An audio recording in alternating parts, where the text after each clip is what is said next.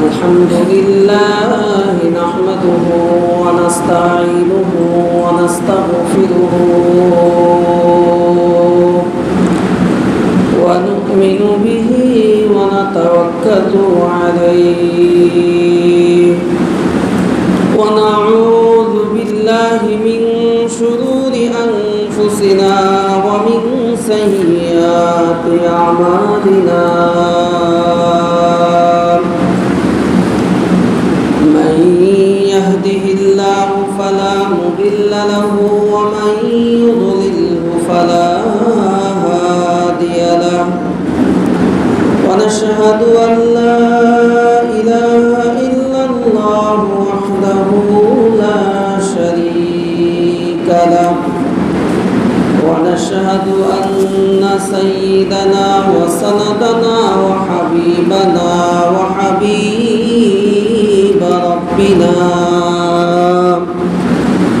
وطبيبنا وطبيب قلوبنا ومولانا محمدا عبده ورسوله أرسله الله إلى كافة الناس بشيرا ونذيرا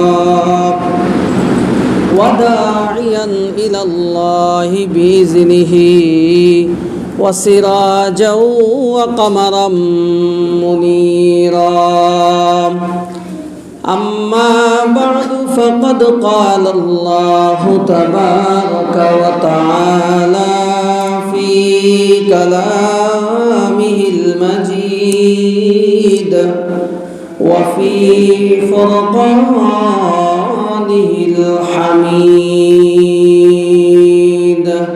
أعوذ بالله من الشيطان الرجيم بسم الله الرحمن الرحيم قل هو الله أحد الله الصمد لم يلد ولم يولد ولم يكن له كفوا أحد وقال تعالى إن الله لا يغفر أن يشرك به ويغفر ما دون ذلك لمن يشاء ومن يشرك بالله فقد افترى إثما عظيما وقال تعالى قل أفغير الله تأمروني أعبد أيها الجاهلون ولقد أوحي إليك وإلى الذين من قبلك لئن أشركت ليحبطن عملك ولتكونن من الخاسرين بل الله فاعبد وكن من الشاكرين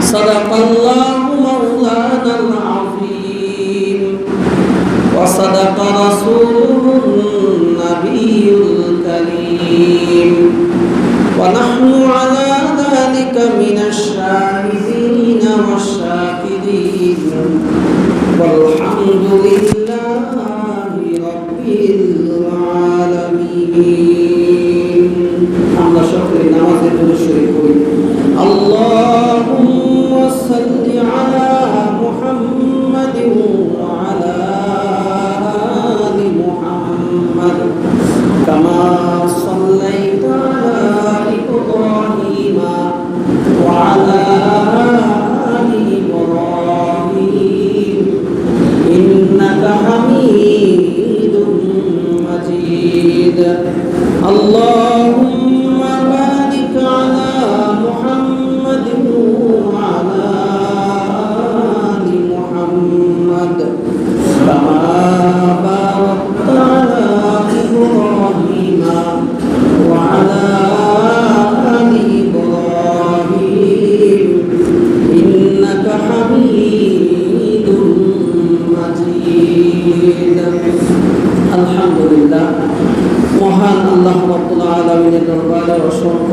শুকরিয়া যে আল্লাহ সুবহানাহু ওয়া তাআলা পবিত্র জুমার দিনে জুমার নামাজ আদায় করার উদ্দেশ্যে আপনাকে এবং আমাকে দুনিয়ার বিভিন্ন কাজ থেকে ফারেক করে যে মহান আল্লাহ সুবহানাহু ওয়া তাআলা অত্যন্ত দয়া এবং মায়া করে তার ঘর তথা মসজিদ নামক স্থানে আগে আগে আসবার মতন বসবার মতন তৌফিক দান করেছেন। এই জন্য মালিকের দরবারে সকলের সমস্বরে মহাব্বতের সহিত এক আওয়াজে শুকরিয়া আদায় করে বলি আলহামদুলিল্লাহ। মহান আল্লাহ রাব্বুল আলামিন আমাদেরকে সৃষ্টি করেছেন, আমাদেরকে অসংখ্য অগণিত নিয়ামত দান করেছেন। তো এই সমস্ত নিয়ামতগুলা দানের উদ্দেশ্য হইল যে আল্লাহ আমাদের রব, সেই রবের গোলাম আমরা, গোলাম হিসাবে আমাদেরকে আল্লাহ তাআলার হক আদায় করে দেওয়া। আল্লাহ তাআলার হক সম্পর্কে আমাদের আলোচনা চলতেছিল। সংক্ষিপ্তভাবে একটু বললেই সকলে বুঝে ফেলবেন যে হক আল্লাহ তাআলা যে হক রয়েছে তার মধ্যে বান্দার কাছে সর্বাধিক গুরুত্বপূর্ণ দুইটা হক। একটা হক হইল যে আল্লাহ তাআলার প্রতি বান্দা ঈমান আনয়ন করবে এবং সেই ঈমানটা হবে শিরক মুক্ত ঈমান। আরেকটা হইল আল্লাহ তাআলার গোলামি বান্দা করবে, এই গোলামি করার মধ্যে শিরক মুক্ত গোলামি অর্থাৎ শিরক মুক্ত ইবাদত। যখন আমার ঈমানটা শিরক মুক্ত হবে তখন আল্লাহ তাআলার প্রথম হক আদায় হবে। যখন আমার বন্দেগীটা শিরক মুক্ত হবে তখন আমার দ্বিতীয় হকটা আদায় হবে। তো আল্লাহ তাআলা এই যে দুইটা হক, একটা হইল শিরক মুক্ত ঈমান আর আরেকটা হইল শিরক মুক্ত ইবাদত মানে আমল। এই শিরক মুক্ত আমলটা কত গুরুত্বপূর্ণ আমি আজকে আপনাদের সামনে শুধু আল্লাহ তাআলার দ্বিতীয় হকটা শিরক মুক্ত আমল এই বিষয়টা নিয়ে আপনাদের সামনে আলোচনা করব, কারণ এটা অত্যন্ত গুরুত্বপূর্ণ। যদিও আমি বিষয়টা স্কিপ করে যাওয়ার ইরাদা করেছিলাম, কিন্তু চিন্তা করলাম যে না, ঈমানকে ঠিক রাখার মতন, ঈমানকে ঠিক রাখা, শিরক যদি থাকে ঈমানের মধ্যে তাহলে আমার জন্য জান্নাত হারাম হয়ে যাবে, আপনার জন্য জান্নাত হারাম হয়ে যাবে। ঠিক তেমনিভাবে আমলের মধ্যেও যদি শিরক থাকে তাহলে এই শিরকের মাধ্যমে যা ইবাদত বন্দেগী, যা আমলনামা থাকবে, একটা ক্লিকে আল্লাহ তাআলা সারা জীবনের আমলগুলা ডিলিট করে দিবেন। আপনারা অনেকে অ্যান্ড্রয়েড সেট চালান অথবা ল্যাপটপ কম্পিউটার চালান, ফরম্যাট নামে একটা শব্দ আছে, ফরম্যাট। মেমোরি কার্ড ফরম্যাট দেওয়া যায়, হার্ড ডিস্ক ফরম্যাট দেওয়া যায়। তারপরে যে অ্যান্ড্রয়েড সেটগুলো যে ব্যবহার করি এটা ফরম্যাট করা যায়। ফরম্যাট মানে কি জানেন? একেবারে সব চলে যাবে এক টিপে। তো আমার আমলের মধ্যে যদি শিরক থাকে তাহলে আল্লাহর কোরআন বলে তোমার জিন্দেগীর সমস্ত আমলগুলা এক টিপে ডিলিট করে দিবে। কত বড় গুরুত্বপূর্ণ একটা বিষয়। এই জন্য মরার আগে তোমার আল্লাহর সাথে তোমার সাথে বোঝাপড়া করে তারপরে তুমি কবরে যাইবা। আল্লাহর সাথে যদি তুমি বোঝাপড়া কইরা খাঁটি নিয়ত তওবা কইরা, খাঁটি নিয়তে তওবা কইরা যদি তুমি যাইতে পারো তাহলে আল্লাহ হয়তো মাফ করে দিবে। কিন্তু আল্লাহ তাআলা শিরকের গুনাহকে বড় মারাত্মক গুনাহ বলেছেন, কারণ এটা আল্লাহ তাআলার একটা অংশীদারিত্ব সাব্যস্ত হয়। গত সপ্তাহে আমি বলেছিলাম যে শিরকটা কেন আল্লাহ তাআলার কাছে এত জঘন্য, এটা সবচাইতে বড় পাপ, সবচাইতে বড় জুলুম, সবচাইতে বড় গুনাহ কেন? এটার একটা উদাহরণ আপনাদেরকে সংক্ষিপ্তভাবে দিয়েছিলাম। আমার সন্তান যদি আমাকে বলে যে বাবা তুমি শুধু তোমার সন্তানের মধ্যে বাবার যে একটা অংশ আছে, এই অংশদারিত্বের মধ্যে যদি সন্তান যদি বলে যে বাবা তুমি শুধু আমার একমাত্র বাবা না, আমার অংশের মধ্যে আরো কয়েকজনের পিতৃত্বের অংশ রয়েছে, তখন আপনার পিতৃত্বের যে একটা দাবি, এই দাবিটা থাকে না। ঠিক তেমনিভাবে আমার স্ত্রীও যদি আমাকে বলে যে তুমি আমার স্বামী, তুমি সব কিছু আমার দেখভাল করবা, সব কিছু ঠিক আছে, কিন্তু অধিকারের ক্ষেত্রে শুধু একমাত্র তোমার অধিকার না, আরো 2-4 জনের অধিকার আছে, তখন এই স্ত্রী যখন এই কথা বলবে তখন আপনার স্বামিত্বর মধ্যে আর কোনো কিছু বাকি থাকবে না, কারণ একটা অংশীদার হয়ে যাবে। তো আল্লাহ তাআলা শিরকের ব্যাপারে অনেকগুলো আয়াত বলেছেন। তার মধ্যে সূরাতুন নিসার 48 নম্বর আয়াতে আল্লাহ তাআলা বলেন, ইন্নাল্লাহা লা ইয়াগফিরু আন ইউশরাকা বিহি ওয়া ইয়াগফিরু মা দুনা যালিকা লিমান ইয়াশা ওয়া মান ইউশরিক বিল্লাহি ফাকাদ ইফতারা ইসমান আযীমা। ইন্নাল্লাহা নিশ্চয় আল্লাহ লা ইয়াগফিরু আন ইউশরাকা বিহি, লা শব্দের অর্থ হলো না, লা ইয়াগফিরু ক্ষমা করবেন না, আন ইউশরাকা বিহি যে ব্যক্তিটা আল্লাহ তাআলার সাথে শিরিক করবে, শরীকানা সাব্যস্ত করবে, ওয়া ইয়াগফিরু মা দুনা যালিকা লিমান ইয়াশা। আল্লাহ রাব্বুল আলামিন বলতেছেন শিরিক ছাড়া যে অন্যান্য পাপসমূহ, গুনাহসমূহ তোমাদের থাকবে, আল্লাহ রাব্বুল আলামিন বলেন আমি যাকে ইচ্ছা তাকে কিন্তু ক্ষমা করে দিব। সুবহানাল্লাহ। ওয়া মান ইউশরিক বিল্লাহি ফাকাদ ইফতারা ইসমান আযীমা। আর যে ব্যক্তিটা আল্লাহ তাআলার সাথে শরীক করবে সে যেন মহা একটা অন্যায় কাজ, অপবাদের কাজ আল্লাহ তাআলার কাছে চাপায়া দিল। নাউযুবিল্লাহি মিন যালিক। যে ব্যক্তিটা শিরক করলো, ইসমান আযীমা, ইসমান শব্দের অর্থ গুনাহ, আযীম শব্দের অর্থ বড়, সবচাইতে বড় গুনাহের একটা অপবাদ আল্লাহর কাছে দিয়ে দিল। যে ব্যক্তিটা শিরক করলো। এই জন্য শিরিকের ব্যাপারে আল্লাহ তাআলা সূরাতুল লুকমানের মধ্যে কথা তুলে ধরছেন। সূরাতুল লুকমানের মধ্যে একটা শিক্ষা আল্লাহ তাআলা দিচ্ছেন যে বাবা সন্তানকে নসিহত করতেছে। অনেকগুলা নসিহত বাবা সন্তানদেরকে করেছে, তার মধ্যে 1 নম্বর নসিহত লুকমানে হাকিম করেছে যে সন্তান, তোমাকে আমি পিতা হিসাবে তোমাকে সর্বপ্রথম নসিহত যেটা করতেছি সেটা হলো আল্লাহর সাথে কাউকে শরীক করবা না। আল্লাহ তাআলা সূরাতুল লুকমানের 13 নম্বর আয়াতে এই কথাটা উল্লেখ করতেছেন, ওয়াইজ ক্বালা লুকমানু লিবনিহি ওয়া হুয়া ইয়াইযুহু ইয়া বুনাইয়া লা তুশরিক বিল্লাহ ইন্নাশ শিরকা লাযুলমুন আযীম। ওয়াইজ ক্বালা লুকমান, যখন লুকমান তার ছেলেকে লিবনিহি ওয়া হুয়া ইয়াইযুহু ডেকে সন্তানকে নসিহত করতেছেন, ওয়াজ করতেছেন, এই সন্তান, সন্তান যখন বুঝমান হবে তখন প্রত্যেকটা বাবার দায়িত্ব হইল সন্তানকে কিছু নসিহত করা, ইমানের ব্যাপারে, আমলের ব্যাপারে, সৎ আচরণ করার ব্যাপারে বাচ্চাদেরকে কখনো কখনো, সন্তানকে কখনো কখনো নসিহত করা।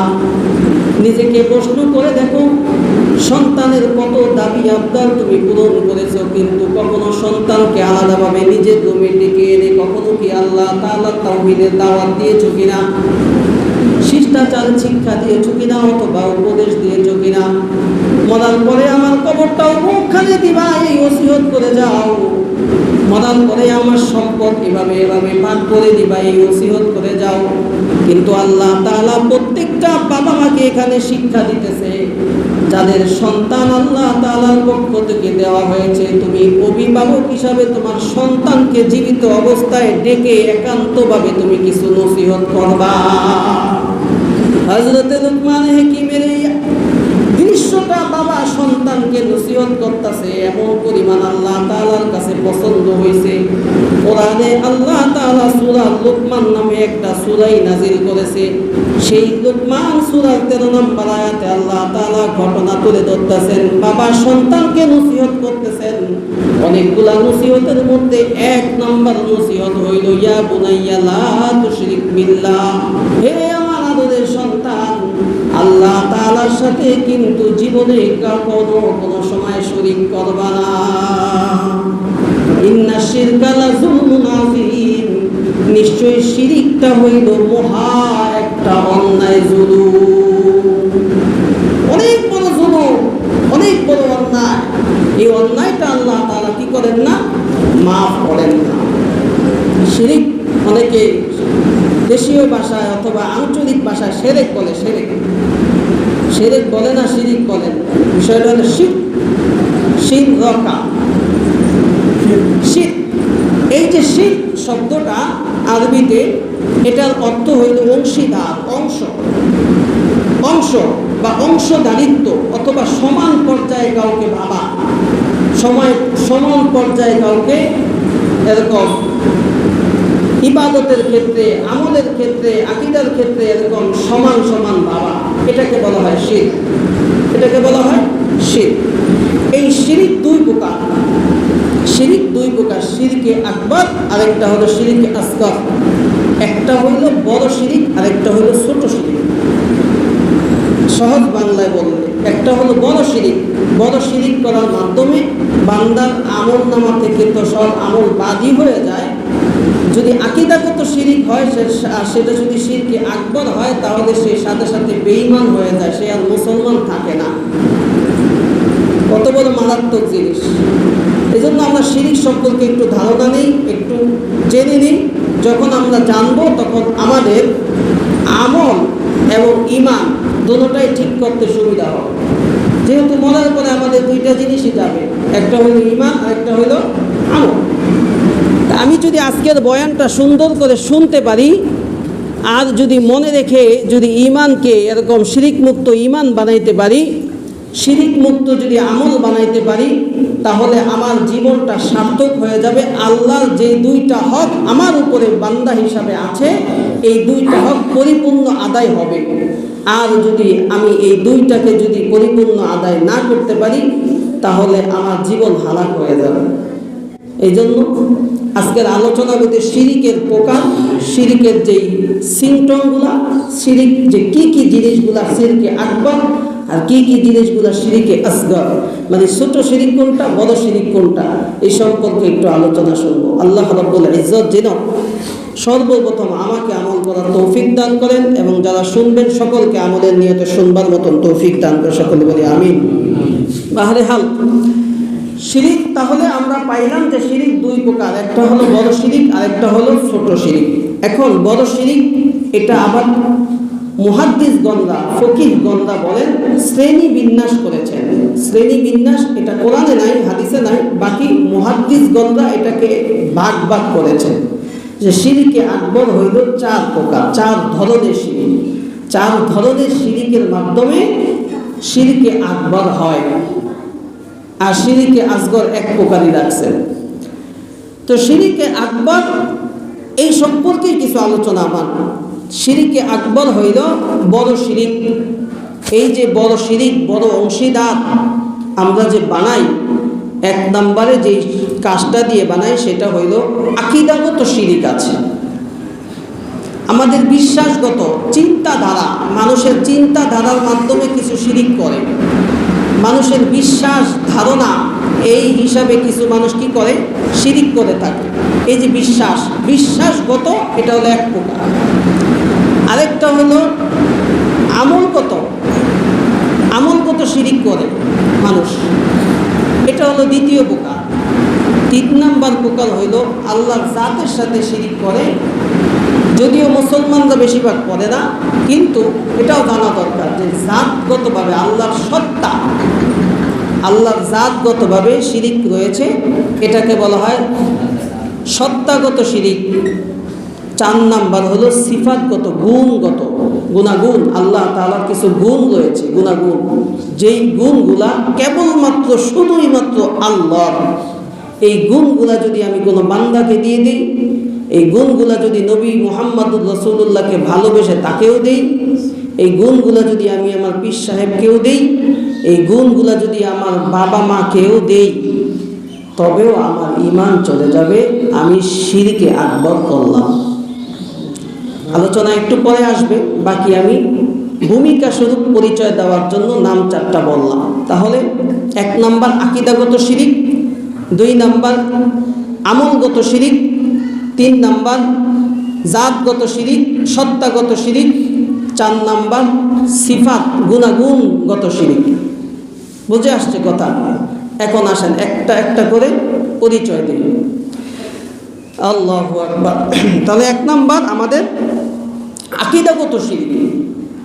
মানুষের চিন্তাধারার মধ্যে কিছু কাজ এমন হয়ে যায় যে চিন্তাধারার মধ্যে এক আল্লাহর প্রতি ঈমান আনায়ন করার ক্ষেত্রে অন্য আরেকজনকে শরীক সাব্যস্ত করা, বিশ্বাস দ্বারা যেই অংশীদারিত্ব আল্লাহ তাআলার সাথে সাব্যস্ত কাউকে করা হয়, সেটাকে বলা হয় আকীদাগত শিরিক বা ঈমানগত শিরিক অথবা বিশ্বাসগত শিরিক।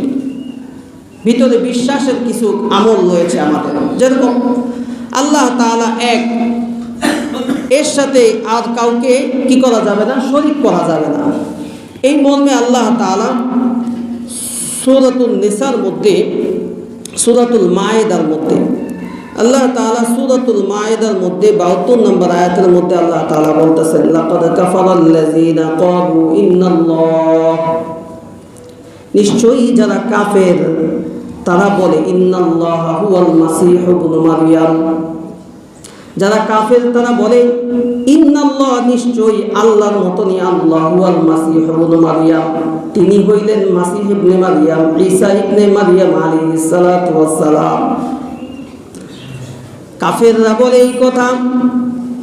হযরত ঈসা ইবনে মারইয়াম, এই ঈসা ইবনে মারইয়াম তিনি বলেন ওয়া ক্বালাল মাসীহ, এই মাসীহ ইবনে মারইয়াম তিনি বলতেছেন ইয়া বনি ইসরাঈল, হে বনি ইসরাইল সম্প্রদায়, উবুদুল্লাহ রাব্বি, তোমরা আল্লাহর ইবাদত করো, রব্বি যিনি আমাকে সৃষ্টি করেছেন, ওয়া রাব্বাকুম তোমাদেরকেও সৃষ্টি করেছেন। ইন্নাহু মান ইউশরিক বিল্লাহ, যে ব্যক্তিটা আল্লাহ তাআলার সাথে শরীক করবে, ফাকাদ হারামাল্লাহ, সুতরাং তার জন্য আল্লাহ তাআলা হারাম করে দিবে, আলাইহিল জান্নাহ, তার জন্য জান্নাতকে চিরতরে হারাম করে দিবেন। বলেন নাউজুবিল্লাহ। ওয়া মাওয়াহুন নার, নার শব্দের অর্থ হইল জাহান্নাম। ওয়া মাওয়াহুন নার, তার ঠিকানা হবে জাহান্নাম। ওয়া মা লিয-যালিমিনা মিন আনসার, যারা এই ধরনের জালেম হবে, যারা শিরিক করনেওয়ালা জালেম হবে, তাদের কোনো সাহায্যকারী কিয়ামতের ময়দানে থাকবে না। বলেন নাউজুবিল্লাহ। আয়াতের শাব্দিক তর্জমা করলাম শুধু।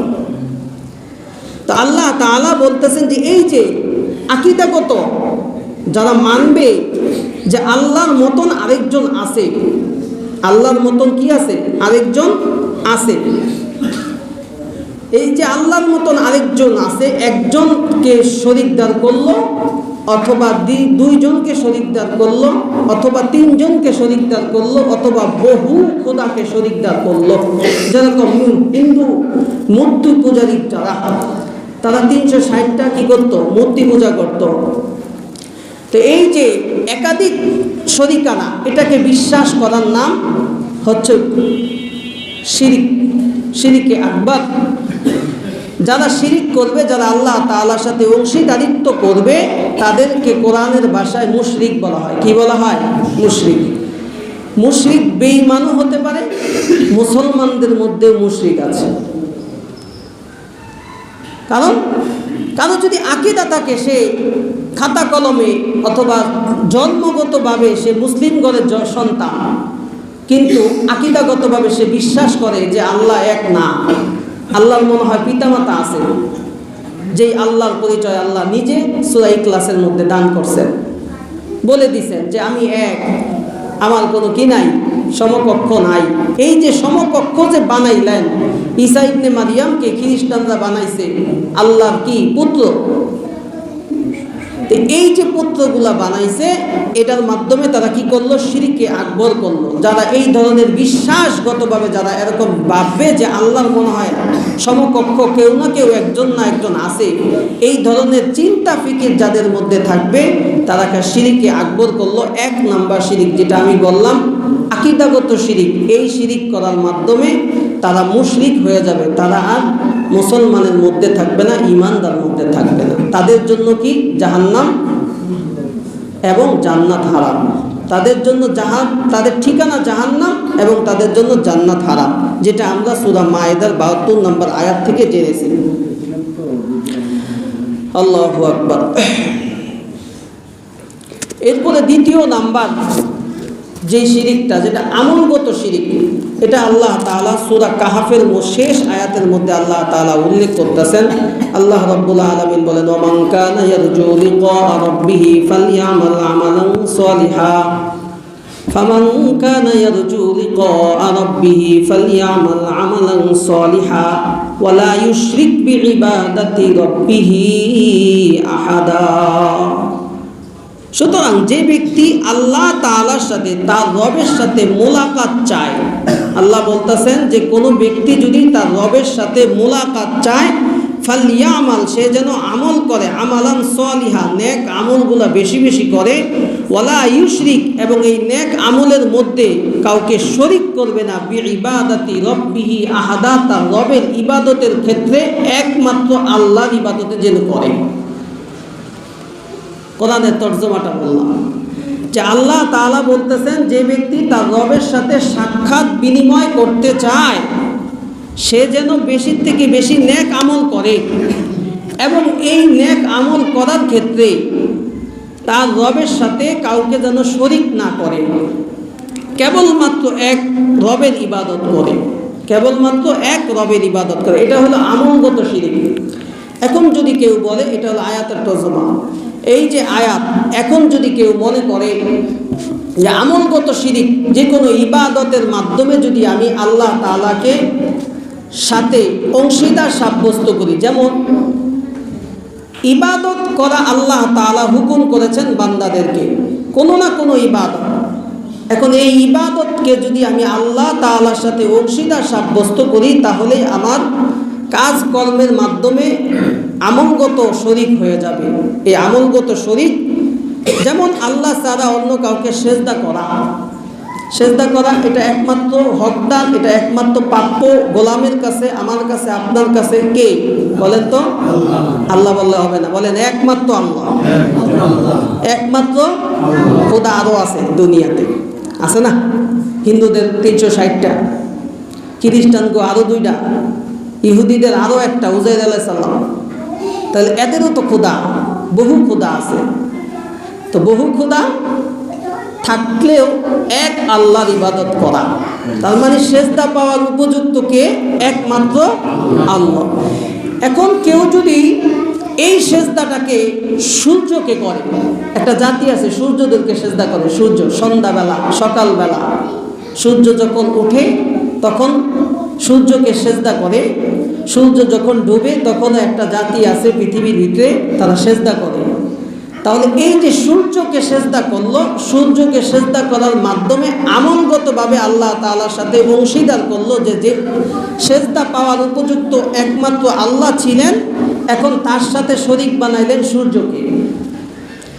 সেজদা পাওয়ার একমাত্র যোগ্য আল্লাহ, কিন্তু ব্যক্তিটা কোনো মাজারে গিয়ে সেজদা করলো, কোনো মৃত ব্যক্তি, হোক সে শাহজালাল, হোক সে শাহপরান, হোক সে বাবা শাহালি, হোক সে আরও বড় বুজুর্গ, হোক যত বড় বুজুর্গ, অথবা হোক সে স্বয়ং আল্লাহ রাসূল সাল্লাল্লাহু আলাইহি সাল্লামের রওজা শরীফ, সেখানেও গিয়েও যদি কেউ সেজদা করে,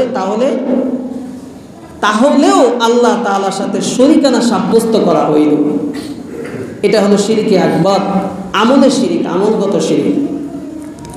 অথবা মৃত কোনো মাজারে না গিয়ে সেজদা করে কোনো পীরের দরবারে সেজদা করলো, জিন্দা পীর, তার পীর, তার মুরিদ, উস্তাদ, পীর মুরিদের কোনটা আসল পীর, কোনটা হক্কানি পীর এবং কোনটা ভণ্ড পীর, এটার কিছু সিমটম কোরআন হাদিসের মাধ্যমে চিনার কিছু উপায় আছে। আমি সেই সম্পর্কে আলোচনা কোনো এক জুম্মায় আপনাদের সামনে নিয়ে আসবো। বাকি আমি যেটা আপনাদেরকে বুঝাইতে চাইলাম, আমলের মাধ্যমে শিরিক, এই যে আমলের মাধ্যমে শিরিক, যেটা আল্লাহ পাওয়ার উপযুক্ত আমি কোনো বান্দাকে দিয়ে দিলাম, যেটা আল্লাহ পাওয়ার উপযুক্ত আমি সেটা কোনো আল্লাহর মাখলুককে দিয়ে দিলাম, আল্লাহ পাওয়ার যেটা যোগ্য সেটা আমি আমার সম্মানিত পীরকে দিয়ে দিলাম, তাহলে এই দেওয়ার মাধ্যমে আমি শিরকে আকবর আমলগত শিরিক করলাম। এটা করার সাথে সাথে আমার ঈমান চলে যাবে, আমি মুশরিকের খাতায় চলে যাব। বলেন নাউজুবিল্লাহ। তাহলে আমলগত শিরিক বুঝলাম তো, এটা দেখো আমলগত শিরিক। তাহলে পীরকে সেজদা দেওয়া যাবে না। জিজ্ঞেস করলে কয় আমরা তো তাজিমি সেজদা দিয়েছি। কি সেজদা দিয়েছি? তাজিমি সেজদা ছিলেন, মানে সম্মানসূচক সেজদা। ওই যে হযরতে আদম আলাইহিস সালাতু ওয়াস সালামকে সেজদা দিতে বলছেন আল্লাহ, সমস্ত মাখলুককে, সমস্ত জিনদেরকে, তারপরে সমস্ত ফেরেশতাদেরকে, ওইটা দলিল আনে যে আদমকে যদি সেজদা দিতে পারে সম্মানের ক্ষেত্রে, তাহলে আমি আমার পীরকে সম্মানের ক্ষেত্রে সেজদা দিতে পারবো না কেন? আল্লাহ রাসূল সাল্লাল্লাহু আলাইহি সাল্লাম বলেন যে আল্লাহ তাআলা যদি দুনিয়াতে কোনো ব্যক্তিকে সেজদা দেওয়ার হুকুম দিতেন, তাহলে আল্লাহ তাআলা মা আর প্রত্যেকটা সন্তানকে মা এবং তার বাবাকে সেজদা দেওয়ার কথা বলতেন। তার নিজের কথা বলেন না যে আমি সর্বশ্রেষ্ঠ নবী, যদি সেজদা দেওয়ার অধিকার আল্লাহ তাআলা দুনিয়াতে কাউকে দিতেন, আমি নবী মুহাম্মদুর রাসূলুল্লাহকে সেজদা দেওয়ার কথাটা বলতেন তিনি। তার কথাও বলেন না। তো সেজদা দেওয়ার উপযুক্ত আল্লাহ পরে যদি কারো থাকতো বা আল্লাহ তাআলা কাউকে যদি দিতেন, তাহলে প্রত্যেকটা মা বাবাকে তার সন্তানের জন্য সেজদা ওয়াজিব করে দিতেন। যেখানে এদেরকে সেজদা দিতে বলে নাই, মা বাবা নামক এত দামি জিনিসটাকেই যখন সেজদা দিতে বলে নাই, তখন কোথায় তোমার পীর, আর কোথায় তোমার মাজার, আর কোথায় তোমার অন্য গাছ গাছালি, আর কোথায় তোমার সূর্য? কোনো গাছকেও সেজদা দেওয়া যাবে না, কোনো মাখলুককে তো না, মাখলুককেও না, সৃষ্টিকেও না। আল্লাহ তাআলা কোনো সৃষ্টিকেও সেজদা দেওয়া যাবে না। সেজদা হবে একমাত্র কার? আল্লাহ, একমাত্র আল্লাহ। এটা হলো দ্বিতীয় প্রকার। তার মানে বিশ্বাসগত একটা প্রকার, আরেকটা বললাম আমলগত আরেকটা প্রকার। তৃতীয় নাম্বার একটা প্রকার, তৃতীয় নাম্বার প্রকার হইল সূরাতুল জুমারের মধ্যে আল্লাহ তাআলা বলেন যে আল্লাহ তাআলা সূরাতুল জুমারের 3টি আয়াতের মধ্যে বলতেছেন যে জাতগত শিরিক, আল্লাহ তাআলার যে একটা সত্তা, আল্লাহ যে আল্লাহ, তার সাথে তিনি সত্তাগত আল্লাহ, এই সত্তার সাথে সমকক্ষ মনে করে যদি কেউ কি করেন, ইবাদত বন্দিগি করে অথবা বিশ্বাস করে, বিশ্বাসগত হতে পারে অথবা ইবাদতগত হতে পারে, যে কোনোভাবে আল্লাহ তাআলার সত্তার সাথে যায়, সমপরিমাণভাবে অংশীদারিত্ব হয়, এমন ধরনের অংশীদারকে, এমন ধরনের অংশীদার করলেও আল্লাহ তাআলা কি করবেন? তাকে মুশরিক বানায় দিবেন। এই সত্তাগত শিরিক মানে আল্লাহ জাতের সাথে শিরিক। সেটা কি? কাফের বেঈমানরা মক্কা নগরীতে 360টা মূর্তি এরকম কি করতেন, ওই যে কাবা শরীফের ভিতরে ঢুকাইয়া কি করছেন, তারা মূর্তি পূজা করতেন। আল্লাহ রাসূল সাল্লাল্লাহু আলাইহি ওয়াসাল্লাম যেই শহরের মধ্যে আগমন করেছেন, সেই শহরের সমস্ত অধিবাসীরাই ছিল মূর্তি পূজার মুশরিক। বুঝাইতে পারলাম? মানে আল্লাহ রাসূল যেই এলাকার মধ্যে জন্মগ্রহণ করেছেন, ওই এলাকার সমস্ত মানুষগুলা কি ছিল? মূর্তি পূজারক, মুশরিক ছিলেন। তাই মুশরিক অবস্থায় তারা মূর্তি পূজা করতেন। আল্লাহ রাসূল যখন জন্মগ্রহণ করলেন, এরপরে একটা সময় বছর পার হতে হতে যখন 40 বছর অতিক্রম হয়ে গেল, তার উপরে যখন নবুয়তি আসলো, তো তখন নবুয়তি আসার সাথে সাথে আল্লাহ রাসূল সাল্লাল্লাহু আলাইহি সাল্লাম ওই সমস্ত মূর্তি, যারা এলাকাবাসী, কেউ আত্মীয় স্বজন, কেউ এলাকাবাসী, এই সমস্ত মানুষদেরকে দাওয়াত দিতে লাগলেন। ইয়া আইয়ুহান নাস কুলু লা ইলাহা ইল্লাল্লাহ তুফলিহুন, হে লোক সকল, এক আল্লাহর ইবাদত করো। যে সমস্ত মুশরিকরা আল্লাহ রাসূল সাল্লাল্লাহু আলাইহি ওয়াসাল্লামের এলাকায় ছিল ওই সমস্ত মুশরিকরাও তারা ঈমান আনায়ন করত, অথবা তারা জানতো, তাদের বিশ্বাস ছিল যে তাদের সৃষ্টিকর্তা এক আল্লাহ, কিন্তু তারপরেও ওই সমস্ত অংশীদারদেরকে তারা উপাস্য করত, পূজা করত। কারণ হইল তারা চিন্তা করত যে এক আল্লাহ সৃষ্টিকর্তা, সেটা ঠিক আছে, কিন্তু আল্লাহ তো একা সব কিছু সামাল দিতে পারেন না, তাই এই ৩৬০টা মূর্তির উপরে সব কিছু অর্পণ করেছে। নাউজুবিল্লাহ। তারা জানতো, তারা মূর্তি পূজা করত, কিন্তু তাদের রব যে একজন এটা তারা ঈমান আনতো, এটা তারা জানতো। তো আল্লাহ রাসূল যখন এক আল্লাহর দাওয়াত দিতে লাগলেন, তখন ৩ শ্রেণীর মানুষ একটা প্রশ্ন করেছে। কয়টা প্রশ্ন? ৩ ধরনের মানুষ একটা প্রশ্ন করছে রাসূলকে। সেটা কি? যে আমরা তো জানি আমাদের রব আল্লাহ, তুমি আবার কোন ইলাহ, কোন রবের, কোন খোদার দাওয়াত দাও? আল্লাহ রাসূল যখন দাওয়াত দেওয়া শুরু করলো যে তোমরা কি করো, এক আল্লাহর, এক ইলাহর ইবাদত করো, এক খোদার ইবাদত করো, তখন ইহুদি যে জাতি ছিল, ইহুদি যে জাতি, তারা 2 খোদা মানত। তার মানে আল্লাহ তাআলার সাথে আরেকজনকে সমকক্ষ মানত, সেটা হলো হযরত উযাইর আলাইহিস সালাতু ওয়াস সালাম। এই হযরত উযাইর আলাইহিস সালাতু ওয়াস সালামকে তারা আরেকটা খোদা মানত। এটা হলো দ্বিত্ববাদী। ইহুদিরা কতবাদী? দ্বিত্ববাদী। খ্রিস্টানরা একই প্রশ্ন করলো আল্লাহর রাসূলকে যে তুমি কোন খোদা? আমরা তো এক আল্লাহকে, আমাদের রব সৃষ্টিকর্তা আল্লাহকে আমরা কি করি, বিশ্বাস করি, তুমি কোন খোদার দাওয়াত দিতেছ? এই খ্রিস্টান হলো আরো 2 খোদার সাথে আল্লাহ তাআলার অংশীদারিত্ব সাব্যস্ত করে। একজন হইল হযরতে মরিয়ম আলাইহিস সালাতু ওয়াস সালাম, আর আরেকজন হইল তার পুত্র হযরতে ঈসা আলাইহিস সালাতু ওয়াস সালাম। এই জন্য তাদেরকে বলা হয় তৃতীয়বাদী। আর বহুবাদী কিছু ছিল, সেটা হলো মুশরিক, যারা ৩৬০ খোদাকে কি করত, পূজা করত। এই ধরনের মানুষগুলো আল্লাহ তাআলাকে একই প্রশ্ন করলো, আমরা তো জানি আমাদের রব একজন আছে আল্লাহ, কিন্তু তুমি কোন রবের দাওয়াত দিতেছ? তুমি কোন রবের দাওয়াত দিতেছ? তার মানে দ্বিত্ববাদী, তৃতীয়বাদী, বহুবাদী। এই যে ইহুদি, তারপরে খ্রিস্টান, এরপরে মুশরিক, যারা একাধিক খোদা দাবি করনেওয়ালা, এদেরকে বলা হয় বহুবাদী। তো এই 3 ধরনের মানুষ আল্লাহ রাসূলকে একটা প্রশ্নই করছেন যে আমরা তো আল্লাহকে একজন রব হিসাবে জানি, তিনি আমাদেরকে সৃষ্টি করেছেন, এতদিন পরে এসে তুমি আবার কোন খোদার দাওয়াত দিতেছ? তখন আল্লাহ তাআলা সূরাতুল ইখলাস নাজিল করে জানায় দিয়েছেন কোন খোদা।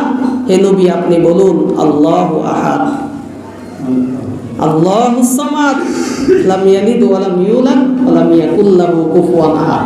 তোমরা যে 2 জন খোদা মানো, তোমরা যে 3 জন খোদা মানো, তোমরা যে বহু খোদা মানো, কিন্তু আসলে 2 জন খোদাও নাই, 3 জন খোদাও নাই, বহু খোদাও নাই। যিনি খোদা তিনি হলো এক আল্লাহ, আল্লাহুস সামাদ, তার সমকক্ষ কেউ নাই, তার সমকক্ষ কেউ নাই। তখন রাসূল সাল্লাল্লাহু আলাইহি ওয়াসাল্লামকে এই এক আল্লাহর ইবাদত ছাড়া, যেই আল্লাহর দাওয়াত দিলেন রাসূল, এই এক আল্লাহর ইবাদত ছাড়া তারা দাওয়াত দেওয়া শুরু করলো রাসূলকে যে তোমরা আমাদের খোদাকেও কি করো, ইবাদত বন্দেগী করো।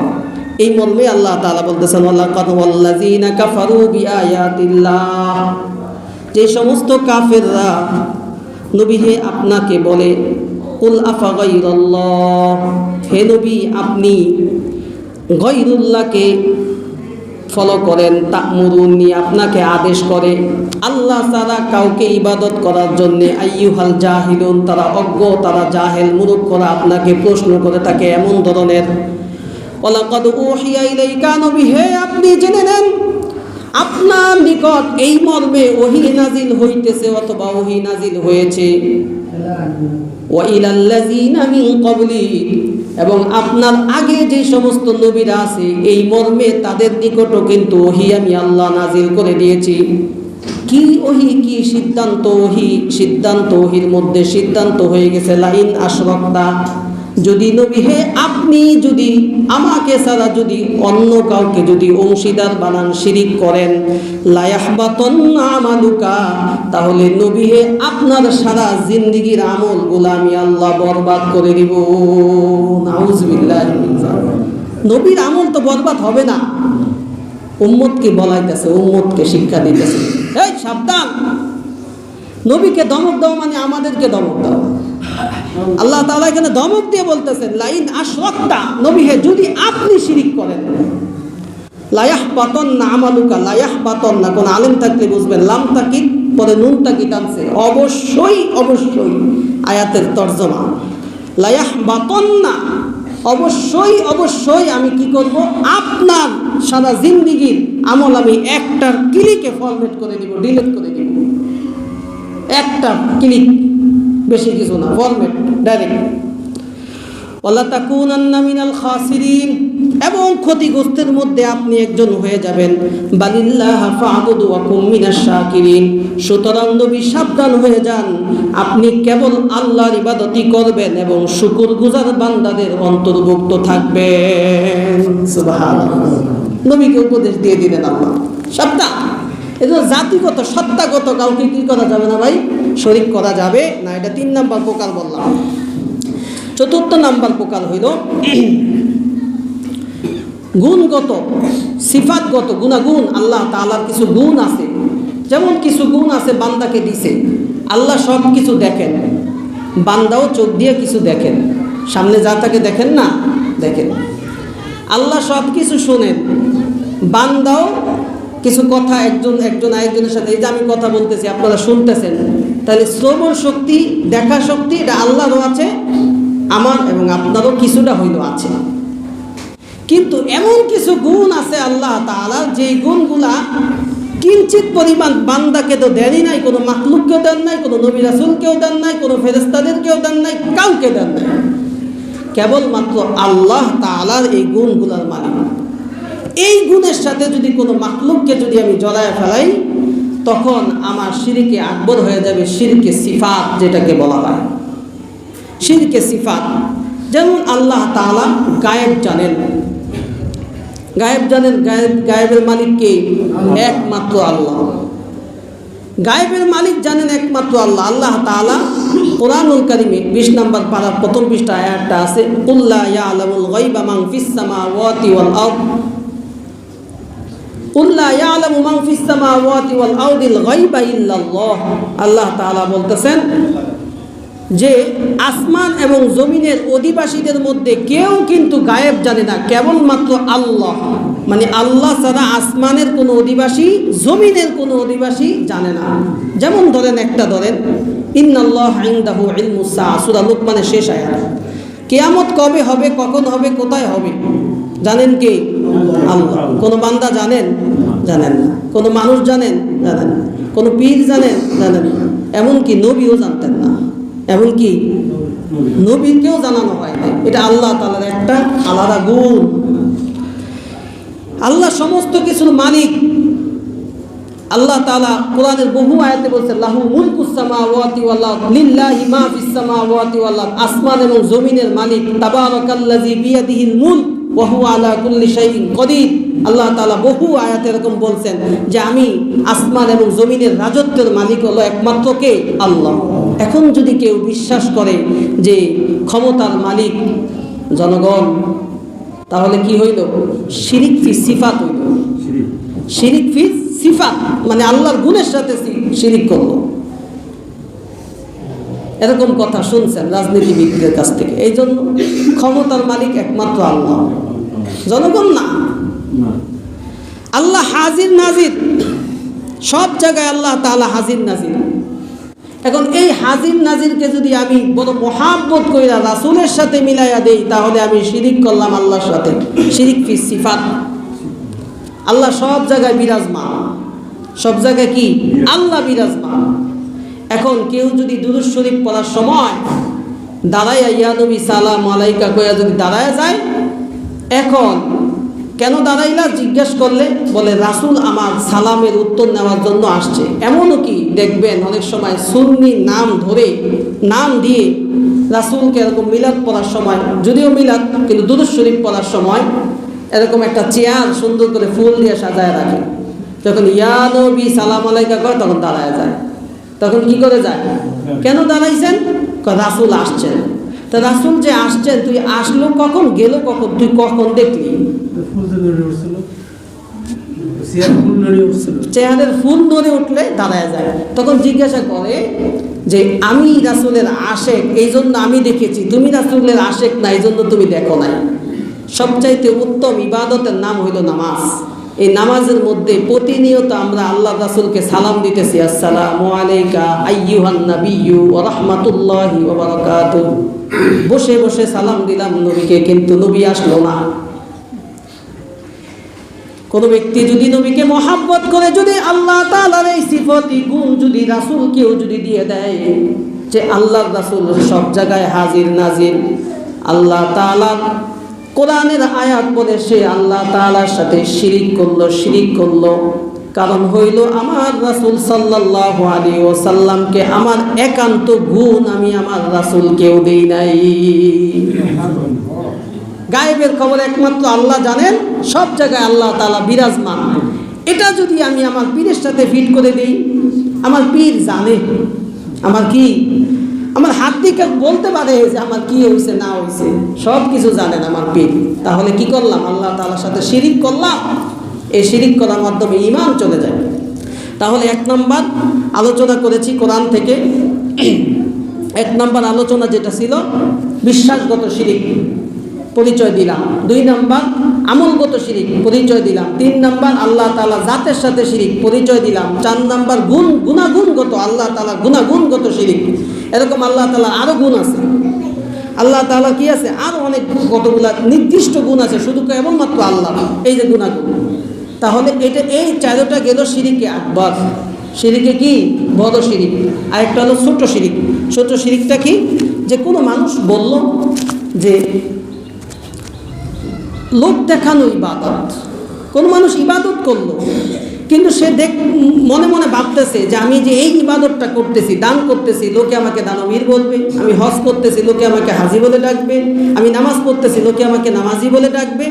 এই যে লোক দেখানো ইবাদত, এটা হলো শিরকে আসগর। এটা কি? ছোট শিরক। এটা আমাদের মাধ্যমে হয়ে যায়। রাসূলুল্লাহ সাল্লাল্লাহু আলাইহি ওয়াসাল্লাম সাহাবীদের মাঝে যখন একদিন আসতেছিলেন, তখন কয়েকজন সাহাবী মিলে আলোচনা করতেছিলেন দাজ্জালের আলোচনা, যে দাজ্জাল এরকম ভয়ঙ্কর হবে, তার এক হাতে জান্নাত থাকবে আর এক হাতে জাহান্নাম থাকবে, সেই মানুষদেরকে এভাবে ছবল দিয়ে জাদু দেখায় কি করে ফেলবে, বেঈমান বানায় ফেলবে, কত বড় ভয়ঙ্কর একটা বিষয়। এই বিষয়টা নিয়ে আলোচনা করতেছিলেন। রাসূলুল্লাহ সাল্লাল্লাহু আলাইহি সাল্লাম ওই মজলিসে এসে বললেন যে তোমরা কার ব্যাপারে আলোচনা করতেছো? বলতেছে একটা ভয়ঙ্কর দাজ্জালের ব্যাপারে আলোচনা করতেছিলাম। আল্লাহ রাসূল বললেন যে আমি এই দাজ্জালের চাইতে ভয়ঙ্কর যে বিষয়টা আমার আশঙ্কা হয়, আকাঙ্ক্ষা হয়, এই বিষয়টাকে আমি তোমাদেরকে বলবো। সাহাবীরা বললেন ইয়া রাসূলুল্লাহ, অবশ্যই বলে দেন। আল্লাহ রাসূল সাল্লাল্লাহু আলাইহি ওয়াসাল্লাম বলেন যে আমার মৃত্যুর পর তোমাদের ব্যাপারে বহু একটা আশঙ্কা আমি রাসূল করি, এটা যে তোমরা অধিক পরিমাণে শিরকে আসগর মানে ছোট ছোট শিরিক করবা। কাদেরকে বলতেছেন? সাহাবীদেরকে কি বলতেছেন? তোমরা অধিক পরিমাণে কি করবা? শিরিক করবা। এটা আমার আশঙ্কা হয়। এটা দাজ্জালের চাইতেও বেশি বড় ভয়ঙ্কর, দাজ্জালের চাইতে কি বেশি ভয়ঙ্কর। এজন্য লোক দেখানো ইবাদত এটা ছোট শিরিক। আল্লাহর নাম ছাড়া অন্য কারোর নামে শপথ করা, কসম করা, এটা ছোট শিরিক। আমি আমার মায়ের নামে কসম করলাম, বাপের নামে কসম করলাম, কোরআন শরীফ ধইরা কসম করলাম, এটি কি? এটি শিরিকে আসগর, ছোট শিরিক। এইগুলো শিরিক করা যাবে না। আল্লাহ উপরে আল্লাহ, নিচে আপনি, আপনি ছাড়া আর কেউ নাই, এই ধরনের কথা আমরা বলি না যে ভাই কি খবর, আর কোয়েন না, একটা বিপদে পড়ছি, উপরে এক আল্লাহ আর নিচে আপনি ছাড়া আর কেউ নাই। এই যে কথাটা বললেন, এই কথার মধ্যে শিরিকের প্রভাব আছে। এজন্য কথার মাধ্যমে শিরিকের আসর অথবা শিরিকের আশ পাওয়া যায়, এই ধরনের কথাগুলা বলা এটা শিরিকে আসগার, এটা ছোট শিরিক। এজন্য বড় শিরিক, ছোট শিরিক, সমস্ত শিরিক থেকে মৃত্যুর আগে আগেই তওবা করে আল্লাহ তাআলার কাছ থেকে বোঝা পড়ে করে যখন আমি নিয়ে যেতে পারবো, তখন আল্লাহ তাআলা আমার এই ঈমান, শিরিক মুক্ত ঈমান আর শিরিক মুক্ত ইবাদত, এই দুইটা হক যখন আমি আল্লাহ তাআলার আদায় করে দিব, আল্লাহ তাআলা বলতেছেন, বান্দারে যখন আমার এই বড় দুইটা হক আদায় করে দিবা, আমি আল্লাহর উপরে তোমার কিছু হক আছে, এই দুইটা হক আমিও তোমাকে দুইটা হক আদায় করে দিব।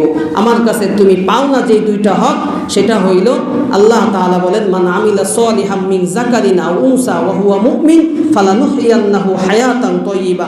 পুরুষ হোক নারী হোক, সে যদি শিরিক মুক্ত ঈমানের সহিত শিরিক মুক্ত আমল করে আসতে পারো, আমার হক দুইটা যদি দিতে পারো, ফালানুহইয়ান্নাহু হায়াতান তাইয়্যিবা, আল্লাহ কোরআন বলে তোমাকে একটা উত্তম জীবন আমি দান করব।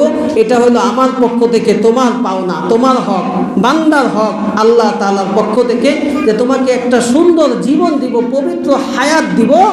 আর একটা হলো ওয়ালা নাজজিয়ান্নাহুম আজরাহুম বিআহসানি মা কানু ইয়ামালুন, তোমাকে উত্তম একটা প্রতিদান, সেটা হলো একমাত্র জান্নাত তোমাকে দেব। যখন আমি আল্লাহ দুইটা হক আদায় করে দিব গোলাম হিসাবে, তখন আল্লাহ আমার দুইটা হক আদায় করে দিবেন রব হিসাবে। এই জন্য শিরিক মুক্ত আমল, শিরিক মুক্ত ইবাদতের জন্য মুসনাদে আহমদের মধ্যে আল্লাহ রাসূল সাল্লাল্লাহু আলাইহি সাল্লাম একটা দোয়া শিখাইছেন। দোয়াটা বলি, আমি শেষ করে দিচ্ছি। আল্লাহুম্মা ইন্নী আউযু বিকা আন উশরিকা বিকা শাইআন ওয়া আনা আ'লামু ওয়া আস্তাগফিরুকা লিমা আ'লামু। বাংলা অর্থ হইল যে, হে আল্লাহ, আমি আপনার কাছে জানা অজানা যত শিরিক আছে সমস্ত শিরিক থেকে পানা চাই। আরেকটা হইল ওয়া আস্তাগফিরুকা, এবং আপনার কাছে ক্ষমা চাই লিমা লা আ'লামু, আমি যা না জেনে করেছি তার সম্পর্কে আপনার কাছে কি চাই, আমি পানা চাই। আল্লাহ তাআলার কাছে এই দোয়া করব আমরা। আল্লাহ রাব্বুল ইজ্জত যেন আমাদের ঈমানকে শিরিক মুক্ত এবং আমলকে শিরিক মুক্ত বানানোর তৌফিক দান করেন। আল্লাহ তাআলার এই দুইটা হক পরিপূর্ণভাবে আদায় করার তৌফিক দান করেন। সকলে বলি আমিন। ওয়া আখিরু দাওয়ানা আলহামদুলিল্লাহি রাব্বিল আলামিন।